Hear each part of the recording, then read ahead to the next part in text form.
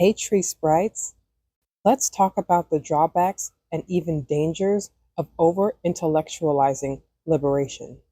On our journey of carving out our pathway to freedom, it will, of course, take a lot of thought and a lot of planning.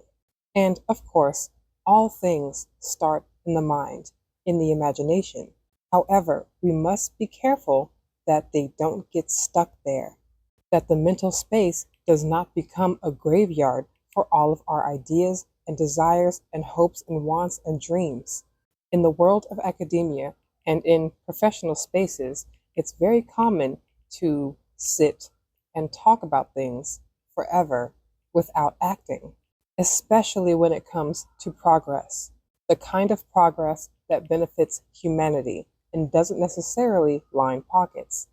As we are having these conversations around social justice, freedom, and liberation, it's very easy to get caught up in the tit for tat of conversation, arguments, and just details and unnecessary what ifs, which then oftentimes leads us to getting caught up in our ego and prioritizing winning conversations and winning arguments versus acting.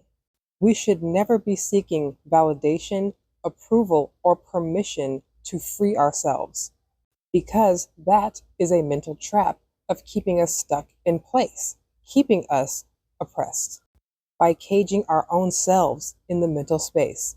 And so, rather than hyper focusing on coming at the idea of liberation from an intellectual standpoint, we should gradually be moving toward thinking of liberation, coming at liberation from an instinctual space and from a sensual space. Our instinct, our intuition is one of the greatest gifts that Earth and the universe has bestowed upon us. Our own deep inner knowing that never requires validation or permission. It tells us exactly what to do and exactly when to do it. Life forms are naturally born free.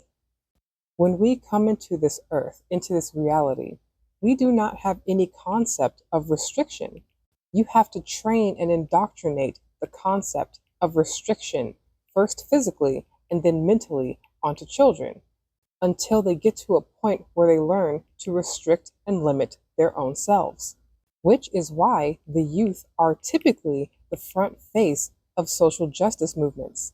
They tend to be more seated in that space of deep inner knowing, of knowing that they are naturally free, and also experiencing liberation and freedom as a sensual experience. And even though we typically associate the word sensual with sexuality, it in actuality just refers to our physical experience, what we feel, what we hear, what we see, what we taste, what we smell, and what we feel in our skin, what we feel in our body. What does liberation feel like?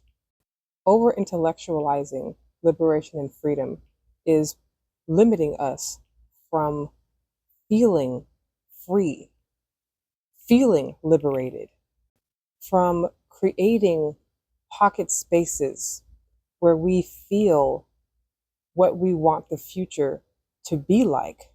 Thinking outside of the box and thinking outside of our current reality is one thing, but feeling in another reality is a completely different sensation, a completely different experience.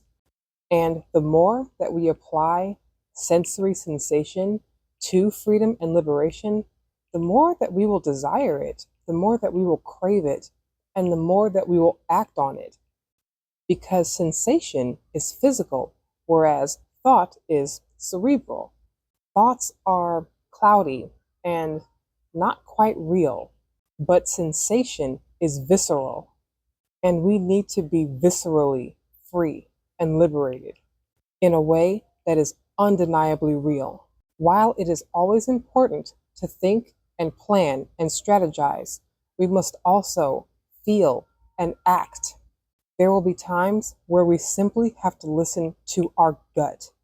Subscribe to Black Barn Owl, link in the bio, and I'll see you in Always.